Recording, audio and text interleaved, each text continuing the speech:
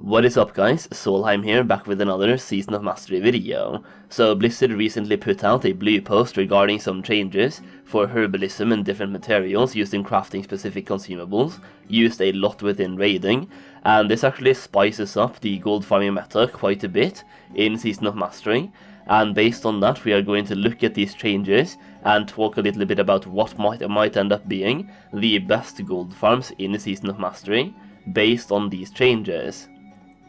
So the blue post itself states that they are increasing the availability of Plague Bloom, adding a small chance for Black Lotus to drop from high-level herbalism nodes, and increasing the availability of Elemental Fire, Elemental Earth, and Elemental Water. This means Black Lotus will be a lot more common this time around, and it will be a lot more difficult to develop a Black Lotus Mafia, as you can no longer control all of the spawning locations.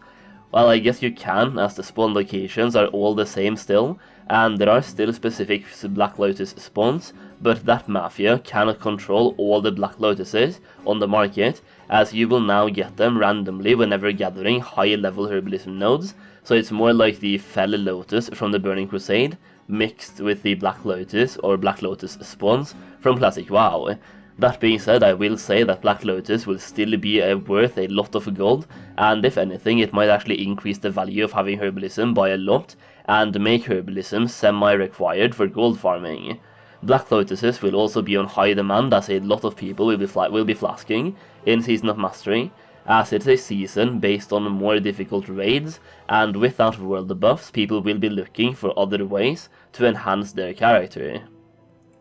Increasing the availability of Plague Bloom as well as Elemental Fire, Elemental Earth, and Elemental Water also means there will be a much higher supply of these materials, and while they are still used a lot within raiding, they won't be anywhere close to as profitable as they would have been without this change. I guess that's kind of obvious, but on a real note, if you were basing your entirety of your Season of Mastery gold making career on farming Black Lotus or Elemental Fire,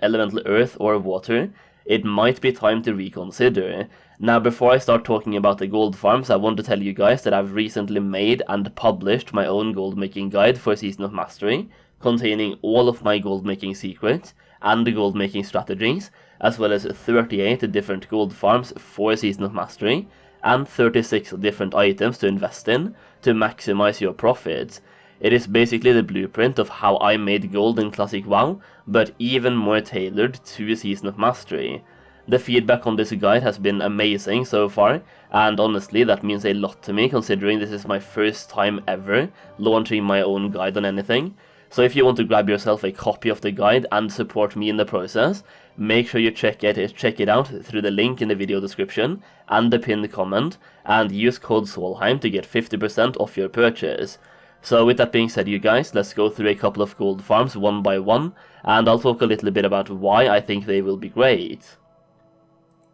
First off, let's start with Blasted Lands Consumables. In Blasted Lands you can kill different mobs to loot different items that you can hand in for consumables. The consumables we are talking about here is Roids, which increases your strength by 25 for 60 minutes, Ground Scorpic Assay, which increases your agility by 25, once again for 60 minutes, Long Juice Cocktail, which increases your stamina by 25 for 60 minutes, Cerebral Cortex Compound, which increases your intellect by 25 for 60 minutes, and finally Gizzard Gum, which increases your spirit by 25 for 60 minutes. To get these consumables you will need to hunt down different animals in Blasted Lands and loot their parts, for example Snickerfang Jowls from hyenas, Blasted Boar Lungs from helleboars, Scorpic Pincers from scorpions, Vulture Gizzards from vultures, and finally Basilisk Brains from basilisks.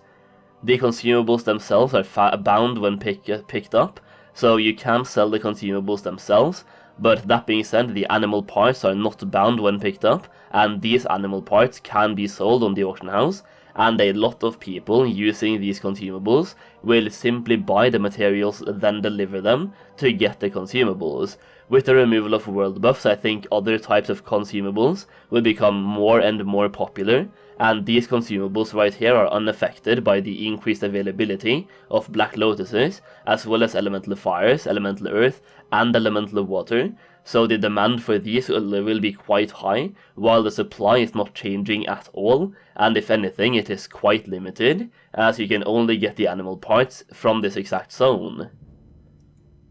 Next up we have Winterspring Consumables, and in Winterspring we have a similar situation like Blasted Lands where you can farm for a bunch of different consumables, and you can target the ones that you want to farm for in order to maximize your profits. Juju Might and Juju Power will be wanted by people using attack power, and even Juju Flurry might end up being useful. Juju Guile will increase your intellect, Juju Escape increases dodge, Juju Chill for frost resistance, and the Juju Ember for fire resistance. To obtain these Jujus you need to farm for echoes, and to get these echoes you need to complete a quest chain that ultimately rewards you with the Cache of Marari, and you need this one you need to have it in your banks in order to obtain the echoes. Once you have this item, you can start farming mobs for echoes, and using this screenshot right here, you can see which types of mobs drops which types of echoes, and what consumables you can turn those echoes into.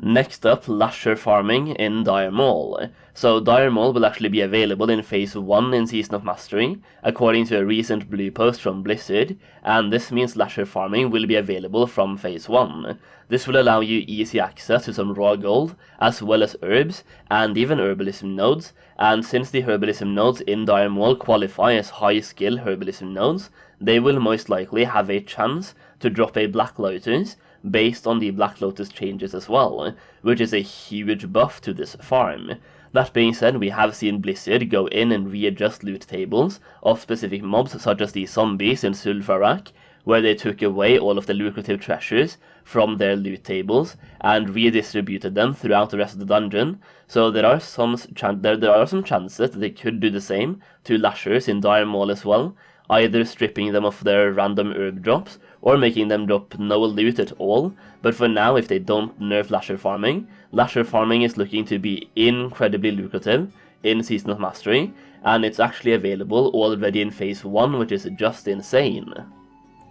When it comes to gold farming and gold making, it's always a game of supply versus demand, and we have to look at what will be in demand and how the supply for those items will look like. And in Classic WoW we had less focus on consumables, because we had world buffs, the content was easy, and consumables were mostly used for speedrunning. In Season of Mastery, even casual guilds might end up flasking, if the price of Black Lotus is cheap enough, and they might even have to in order to overcome the more challenging content. And the demand for consumables will undoubtedly be higher in Season of Mastery, and with these recent changes, Black Lotuses as well as Elemental Fires, Elemental Earth and Elemental Water have had their supply heightened, which creates a different supply versus demand ratio. And with that being said, I think I will end the video there. Hopefully you got something out of it, and if nothing else, at least I've predicted what I think will be the 3 most profitable farms long term and early on, and we'll see how this prediction goes. Hopefully you enjoyed the video, and if you did in fact enjoy it, please consider dropping a like on it. It helps my channel out a lot, and I honestly really appreciate it. Make sure you subscribe to the channel for more Season of Mastery content. Thank you so much for watching, and I'll see you again very soon.